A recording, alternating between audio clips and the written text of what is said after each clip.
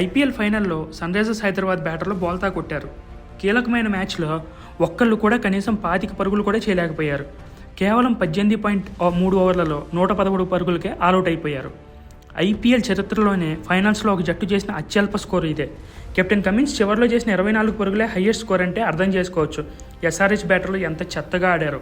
Toss గెలవగానే Sunrisers Hyderabad batting తీసుకుంది. అనంతరం mic తీసుకున్న కోల్కతా కెప్టెన్ శ్రేయస్ అయ్యర్ మాకు కావాల్సింది కూడా అదే అన్నాడు. ఆన్ గ్రౌండ్లో ప్లాన్స్ అన్ని కేకేఆర్ బౌలర్స్ చక్కగా ఎగ్జిక్యూట్ చేశారు. కానీ అగ్రెసివ్ బ్యాటింగ్ మంత్రాన్ని మొదటి నుంచి నమ్ముకున్న సన్రైజర్స్ను ఫైనల్లో అదే స్ట్రాటజీ ముంచేసింది. విధ్వంసకర టాప్ ఆర్డర్ బ్యాటర్లు ముగ్గురు కలిసి చేసిన పరుగులు 11 మాత్రమే. తర్వాత వచ్చిన వారు కూడా పరిస్థితికి తగ్గట్లు బ్యాటింగ్ చేయలేదు. పార్ట్నర్షిప్స్ కూడా బిల్డ్ చేయలేకపోయారు. 4వ వికెట్కు నితీష్ కుమార్ రెడ్డి, ఏడెన్ మార్కరమ్ జోడించిన 26 పరుగులే ఇన్నింగ్స్లో హైయెస్ట్ పార్ట్నర్షిప్. కోల్కతా బౌలర్లలో బంతి పట్టుకున్న ప్రతి ఒక్కరికి వికెట్ దక్కింది.